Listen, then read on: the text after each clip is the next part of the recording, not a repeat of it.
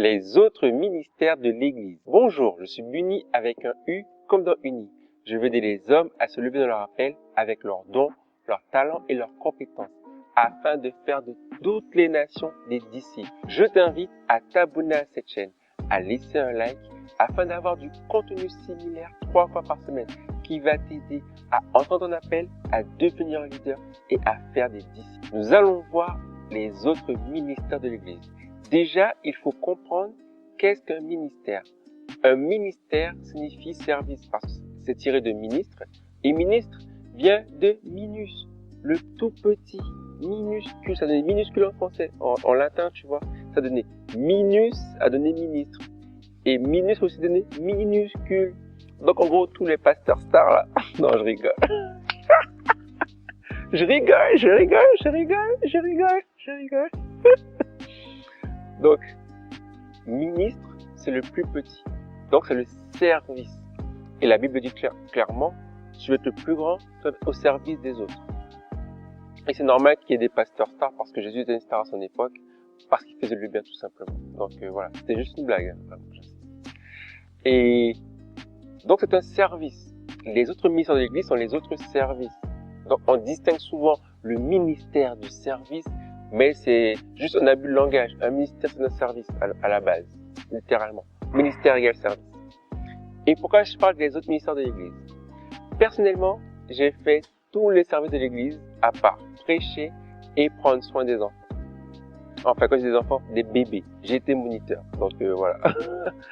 Et pourquoi je dis ça? C'est parce que une fois que tu as fait le tour, tu as conscience que pour que l'église puisse fonctionner, si l'église il y a 200 personnes, 50 personnes suffisent encore. Un quart de l'église suffit à prendre soin de l'église. Donc pourquoi dans la majorité de nos églises, 80% des gens sont dans un service de l'église? Vraiment, pose-toi la question. Je te laisse y réfléchir et laisser un commentaire. Mais je réfléchis avec toi.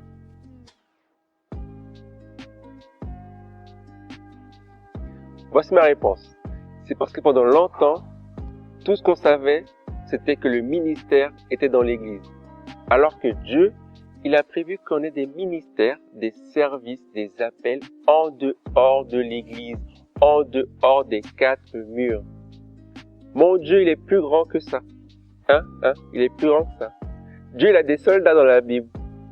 Dieu, il a des combattants. Dieu, il a des vendeurs dans la Bible. Oh, tu sais pas ça? Il y a une femme qui s'appelle Dorcas, elle a inventé des robes, je crois, non? J'espère que je ne confonds pas parce que j'ai pas vérifié l'information. Si je me suis trompé, je mettrai en sous-titre. Donc, il y a des gens qui faisaient de l'argent pour Dieu, il y avait des entrepreneurs pour Dieu. Dans la Bible. Il y avait des gens qui géraient l'argent. Donc, j'ai déjà dit ça.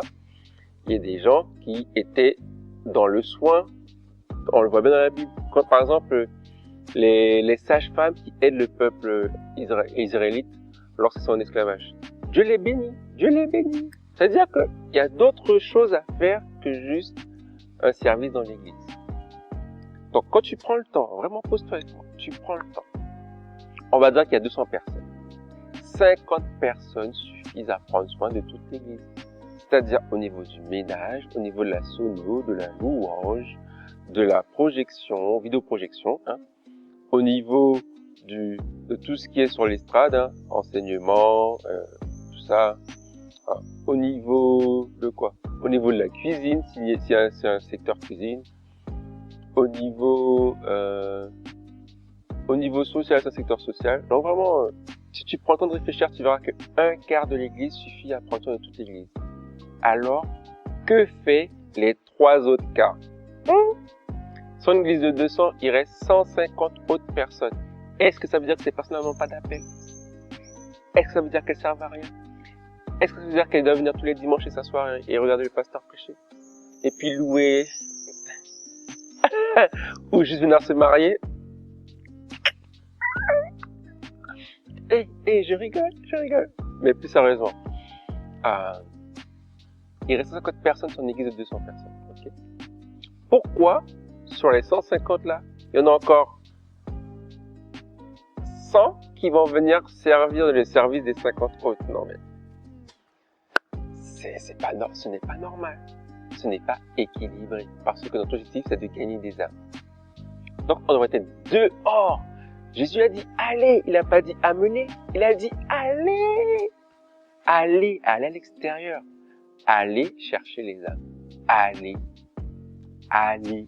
Dis avec moi, allez. Écris-le en commentaire. Allez. Allez. Pas amener. Pas inviter.